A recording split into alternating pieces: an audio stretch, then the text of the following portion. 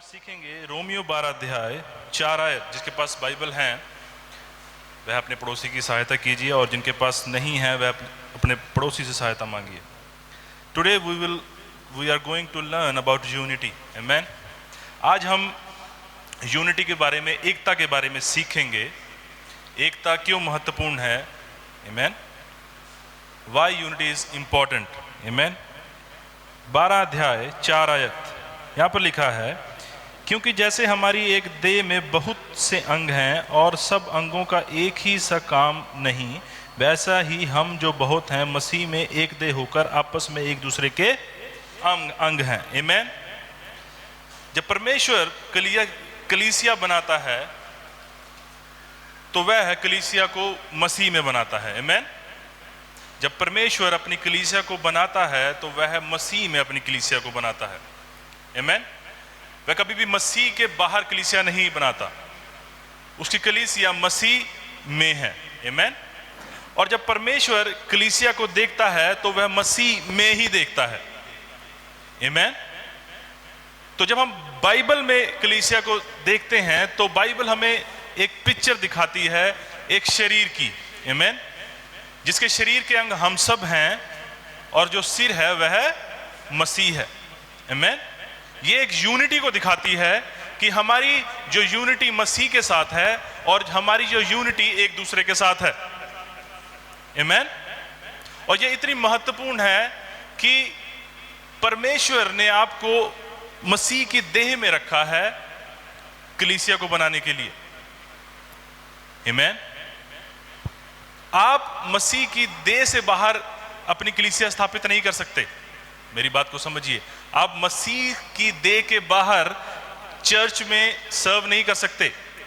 आप मसीह की देह के बाहर जाके आप परमेश्वर को खुश नहीं कर सकते। आप मसीह की देह के बाहर होकर आप परमेश्वर से प्रार्थना नहीं कर सकते। मेरी बात को समझिए।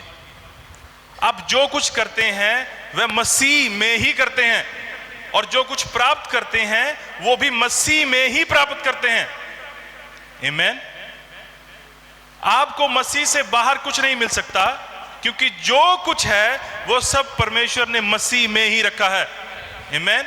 और हम सबको भी उसने इस तरह से पोजीशन किया है मसीह में कि हम जो कुछ प्राप्त कर सकते हैं वह मसीह में ही प्राप्त कर सकते हैं और एक दूसरे के साथ ही प्राप्त कर सकते हैं।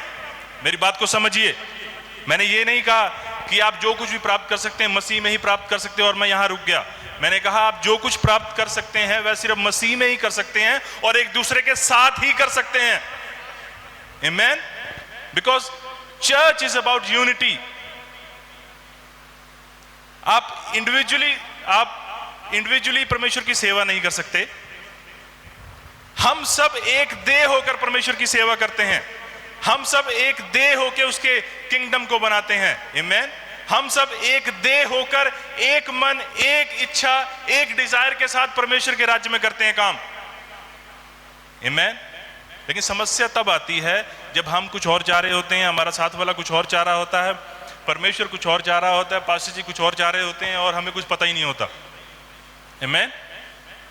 हम अपनी इच्छा के अनुसार सेवा करना चाहते हैं, हम अपनी इच्छा के अनुसार मसीह जीवन जीना चाहते हैं, हम अपनी इच्छा के अनुसार चर्च में आना चाहते हैं, हम अपनी इच्छा के अनुसार आराधना में खड़ना चाहते हैं, हम अपनी इच्छा के अनुसार प्रार्थना कराना चाहते हैं, हम अपनी इच्छा के अनुसार बाइबल पढ़ना चाहते हैं, हम अपनी इच्छा के अनुसार आराधना करना चाहते हैं। हालेलुया। हमें इस बात का कोई महत्व नहीं है कि जो बाइबल है वह इस बात पे फोकस करती है कि हम सब मसीह में एक देह हैं और परमेश्वर हमें एक देह की तरह देखता है। मैं आपको कुछ सिद्धांतों को आज बताऊंगा। आप उन चीज़ों पर थोड़ा जोर दीजिएगा। आप प्रार्थना कीजिएगा कि प्रभु मेरी सहायता कर कि मैं इन बातों पर विश्वास कर पाऊं। आमेन। क्योंकि आप जो बिलीव करते हैं आप वही करते हैं। मेरी बात को समझिए। कई बार आप बहुत चीजें सुन लेते हैं, आपको अच्छी लगती है, आपको वो सही भी लगती है, लेकिन आप उस पर बिलीव नहीं करते। आप सुनते हैं और चले जाते हैं और भूल जाते हैं। आमेन।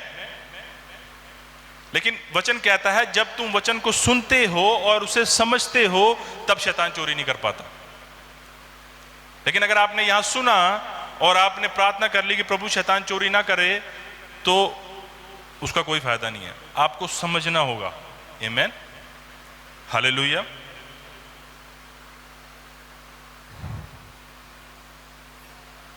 जब मैं बात करता हूं कि हम सब मसीह में हैं, आमीन, परमेश्वर ने सब चीज़ों को मसीह में रखा है, सब चीज़ों को उसने मसीह में एकत्रित किया है, सब चीज़ों को उसने मसीह के अंडर दिया है, और हमें भी उसने एक देह बनाकर मसीह में रखा है, आमीन। और जब मैं ये बात कर रहा हूं कि आप मसीह की देह का अंग हैं और वह सिर है, तब मैं यह बात भी कर रहा हूं कि जो कुछ मसीह का है, चाहे वो स्वर्ग, चाहे सिंहासन, चाहे पृथ्वी, चाहे सामर्थ, वो सब आपका भी है। हालेलुया। सिर्फ एक चीज जो आपकी नहीं है, आप परमेश्वर नहीं है, वह चीज अपने हाथ में रखता है, क्योंकि वह ही परमेश्वर है। आमीन।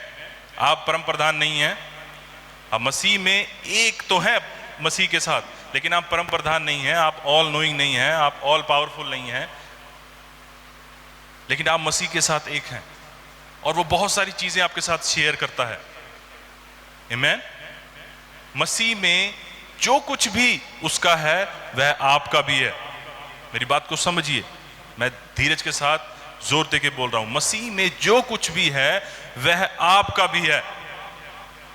आप कह रहे होंगे मुझे 100 गज का प्लॉट मिल जाए या 200 गज का प्लॉट मिल जाए, लेकिन मैं कहता हूं कि आप, ये सारा ब्रह्मांड आपका है। आमीन।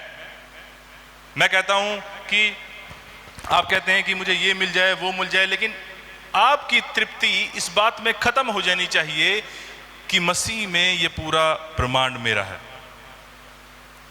आमीन। लेकिन समस्या कहां होती है, हम इस बात को ग्रैब नहीं कर पाते, हम इस बात को समझ नहीं पाते, इसलिए हम डिमांड पे डिमांड, डिमांड पे डिमांड, डिमांड पे डिमांड चलती रहती है, जिसका कोई अंत नहीं है।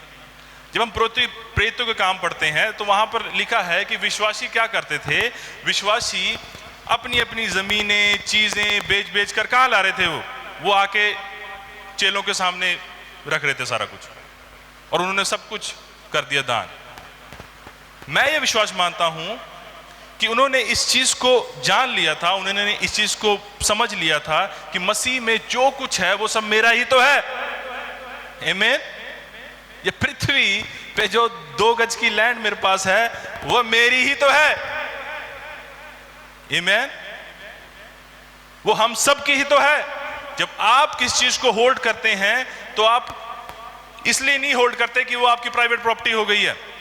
वो कुछ समय के लिए तो आपकी प्राइवेट प्रॉपर्टी हो सकती है, लेकिन थोड़े समय बाद वो नहीं रहेगी। आमीन। लेकिन हम बहुत बार इन चीजों पर घमंड करते हैं। चलिए मैं एक बार फिर पढ़ता हूं। यहां पर लिखा है, क्योंकि जैसे कि हमारी एक देह में बहुत से अंग हैं और सब अंगों का एक ही सा काम नहीं, वैसा ही हम जो बहुत हैं मसीह में एक देह होकर आपस में एक दूसरे के अंग हैं। अब मेरी बात को यहां पर ध्यान से सुनिए, आखिरी लाइन पे जोर दीजिए। और सब अंगों का एक ही सा काम नहीं, वैसे ही हम जो बहुत हैं मसीह में एक देह होकर आपस में क्या है, आपस में क्या है। दोबारा पढ़ता हूं, क्योंकि जैसे हमारी एक देह में बहुत से अंग हैं और सब अंगों का एक ही सा काम नहीं, वैसा ही हम जो बहुत हैं मसीह में एक देह होकर आपस में एक दूसरे के अंग हैं। यहां पर ये नहीं कह रहा सिर्फ कि मसीह की देह के अंग हैं, यहां पर ये कह रहा है कि हम आपस में एक दूसरे के अंग हैं। मेरी बात को समझिए, परमेश्वर ने आपको मसीह की देह में इस तरह प्लान किया है, इस तरह रखा है कि आप अगर किसी दूसरे के प्रति, अपने भाई के प्रति गुस्सा रखते हैं तो वह आपको खराब कर रहा है, ना कि उसको। आप एक दूसरे के अंग हैं। मेरी बात को समझिए, क्या है आप? एक दूसरे के अंग हैं। एक शादी में जब एक हस्बैंड और एक वाइफ की शादी होती है, एक लड़का और लड़की की शादी होती है, तब बाइबल कहती है कि वह एक हो जाते हैं। आमीन। अगर वाइफ को कोई चीज हर्ट हो रही है तो हस्बैंड को भी हो रही है, अगर हस्बैंड को भी हो रही है तो वाइफ को भी हो रही है। एक हो गए हैं। अगर हस्बैंड वाइफ को क्षमा नहीं कर रहा तो वो भी शांति में नहीं रहेगा, अगर वाइफ हस्बैंड को क्षमा नहीं कर रही तो वो भी शांति में नहीं रहेगी। आप एक हो गए हैं।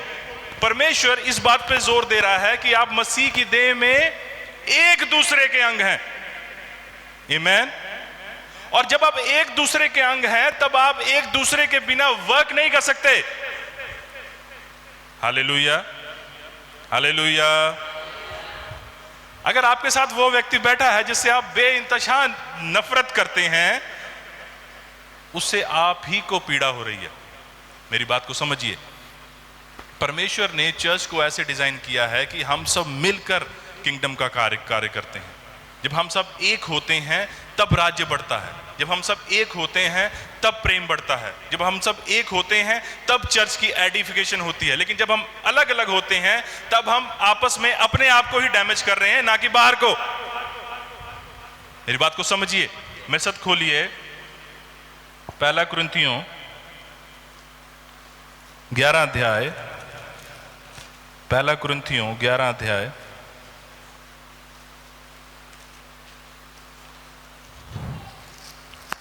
27 आयत।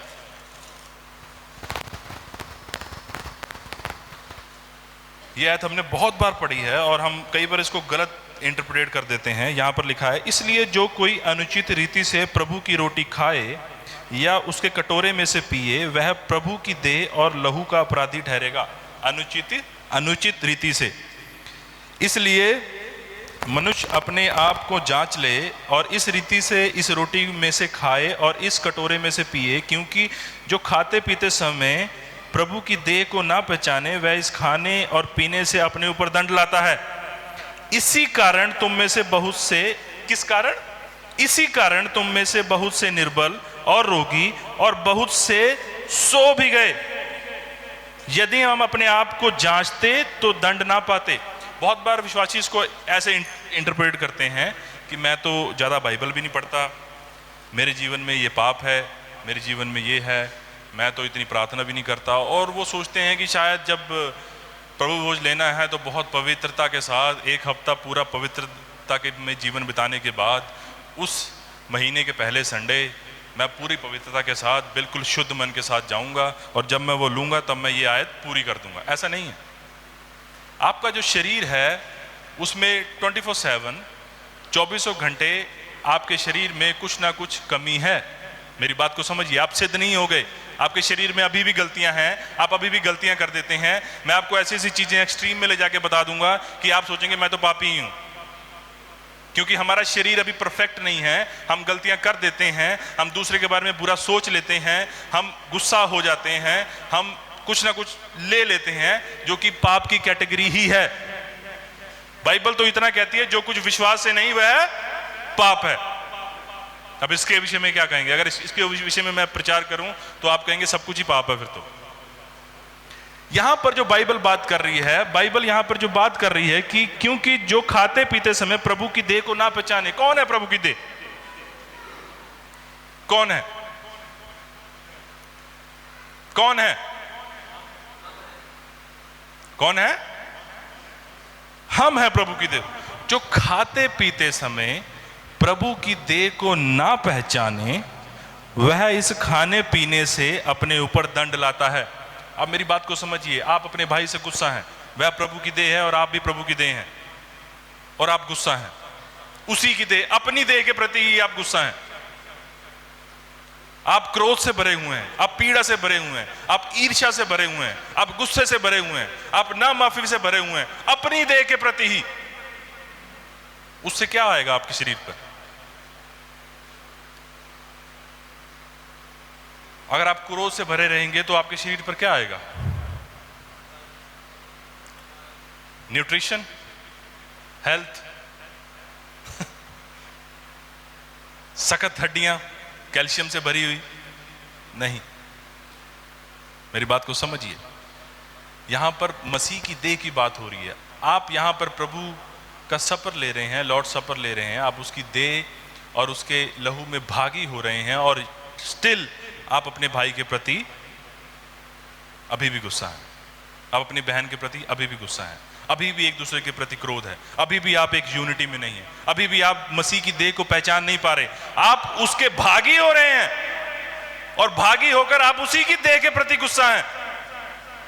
मेरी बात को समझिए, आप मसीह की देह के भागी हो रहे हैं वह लॉर्ड सपर लेकर, और उसी की देह के प्रति आप गुस्सा भी हैं, और फिर आप कह रहे हैं प्रभु मुझे आशीष कर दे। जैसे ही प्रभु ये रोटी लेता हूं, आज तो मेरा माइग्रेन खत्म हो जाए, आज तो मेरे पैर के दर्द, घुटने के दर्द, जोड़ों के दर्द सब खत्म हो जाए। नहीं होंगे वो, इसलिए नहीं होंगे क्योंकि परमेश्वर नहीं चाहता कि आपको ठीक करना, इसलिए होंगे क्योंकि आपने अभी भी वह ग्रज, वह गुस्सा, वह सब कुछ अपने अंदर होल्ड करके रखा हुआ है। और बाइबल कहती है इसी कारण तुम में से बहुत से निर्बल और रोगी और बहुत से सो भी गए।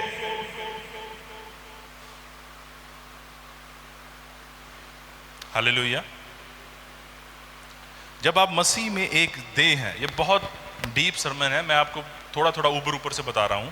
जब आप मसीह में एक देह हैं तो परमेश्वर ने आपको ऐसे प्लेस किया है कि, दोबारा उस आयत में चलते हैं, रोमियो 12 अध्याय 4 आयत, रोमियो 12 अध्याय 4 आयत। क्योंकि जैसे हमारी एक देह में बहुत से अंग हैं और सब अंगों का एक ही सा काम नहीं, वैसा ही हम जो बहुत हैं मसीह में एक देह होकर आपस में एक दूसरे के अंग हैं। जब एक, यह आपको जो परमेश्वर ने रिसोर्स दिए हैं, आपको जो परमेश्वर ने चीज़ें दी हैं, आपको जो परमेश्वर ने आशीष दी है, ये आपकी रिस्पॉन्सिबिलिटी है कि आप उन रिसोर्सों के द्वारा, आप उन आशीषों के द्वारा, आप उन चीज़ों के द्वारा अपने दूसरे अंग का एडिफिकेशन करें, भलाई करें।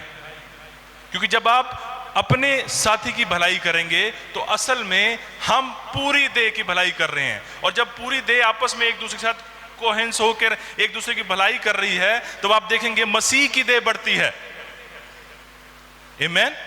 लेकिन जब मैं कहूं मैं उसके साथ ऐसा नहीं करूंगा, उसके साथ ऐसा नहीं कहूं, मेरा है मैं उसके साथ करूंगा, वो ठीक है, वो मेरा भाई है, ऐसे नहीं होगा चीजें। आप यहां पर एक दूसरे के लिए हैं, ना कि आप अपने आप के लिए हैं। बहुत बार आप देखेंगे ना, संसार में एक फ्रेज चलती है, क्या लेकर आया था क्या लेकर जाएगा, है ना। लेकिन हम कभी इस पे ध्यान नहीं देते। हम सोचते हैं लेकर कुछ तो नहीं आए थे, लेकिन लेकर जाएंगे, पता नहीं कैसे जाएंगे, लेकर जरूर जाएंगे। हम इस विश्वास पे चलते हैं।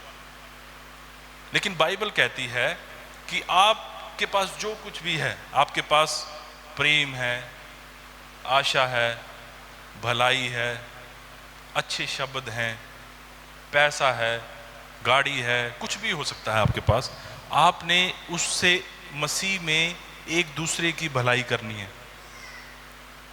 आमीन। आपने एक दूसरे को ऊंचा उठाना है।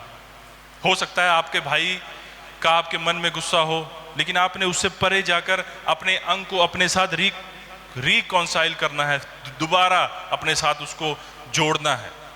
हो सकता है गलती उसी की हो, लेकिन आपको उसके पास जाना है और उससे बात करनी है। क्योंकि आप जितने दिन उससे जुड़े रहेंगे, आप देखेंगे आपका मन शांत नहीं होगा, अशांति में रहेंगे आप। क्यों? क्योंकि आपको पता नहीं है, लेकिन आत्मा में आप उसके भाग हैं।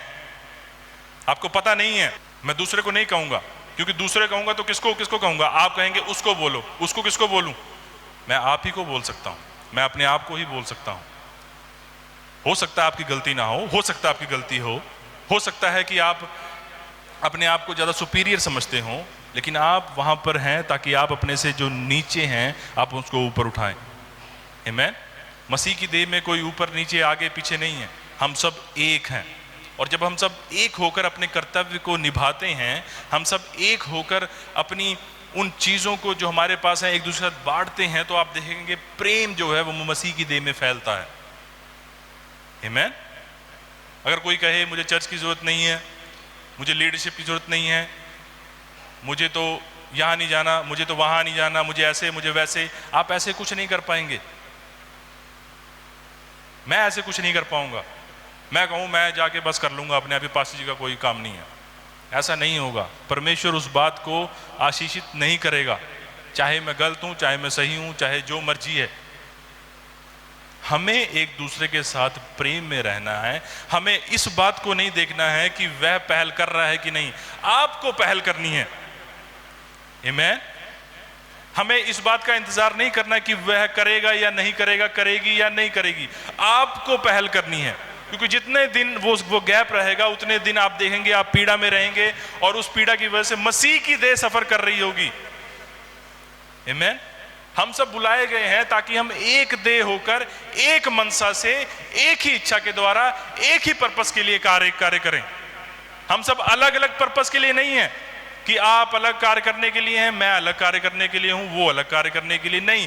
हम सब एक ही मनसा से, एक ही कार्य को करने के लिए हैं। और परमेश्वर ने हमें एक देह में इसलिए रखा है कि क्योंकि उसका प्लान एक ही है, उसका पर्पस एक ही है, उसकी योजना एक ही है। और वह यह चाहता है कि हम उस एक योजना के लिए एक मन से, एक इच्छा के द्वारा, एक ही डिजायर के लिए, एक ही पर्पस को पूरा करें।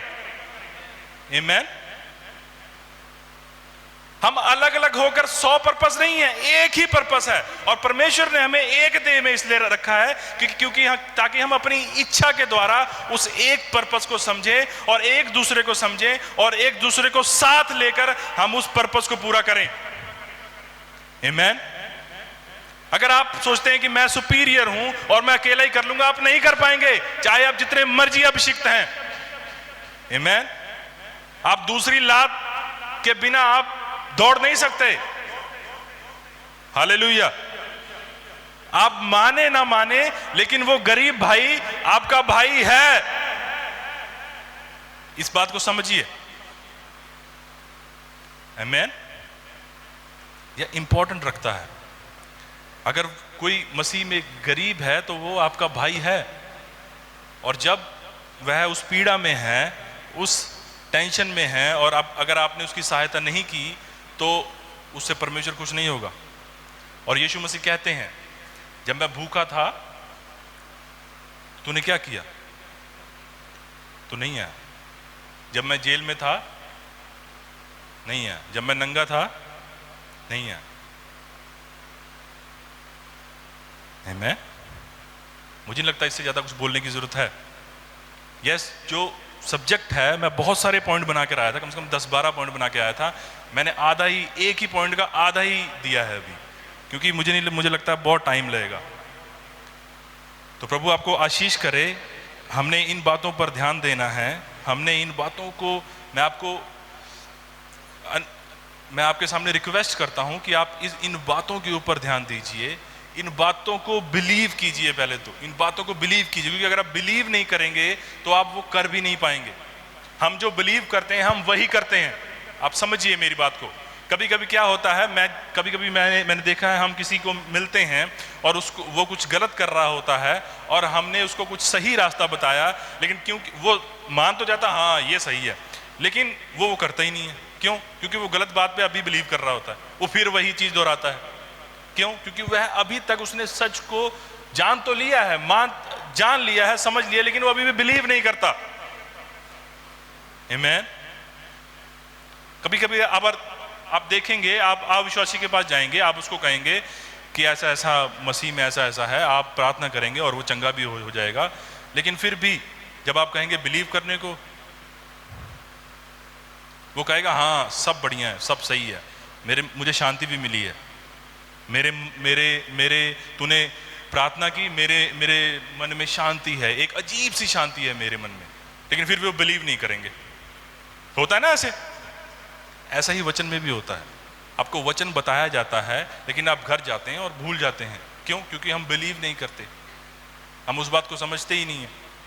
तो जब मैंने यहाँ वचन दिया है, यह आपका कर्तव्य है, आप घर जाएं, इस पे सोचें, वचन को पढ़ें और होली स्पिरिट से प्रार्थना करें कि वह इस वचन का रेवलेशन आपके हृदय में दे।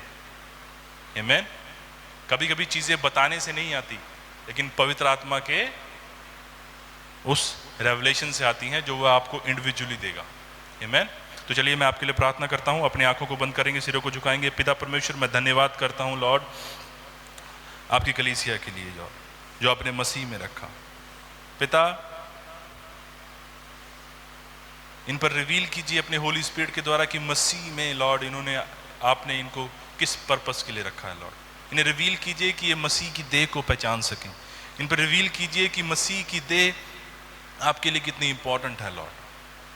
होने दीजिए कि इनके मन की आंखें ज्योतिर्मय हो लॉर्ड, और ये जान सकें कि आपकी बुलाहट की आशा क्या है लॉर्ड। आगे के समय को मैं आपके हाथों में देता हूं। यह प्रार्थना यीशु मसीह के नाम से मांगता हूं।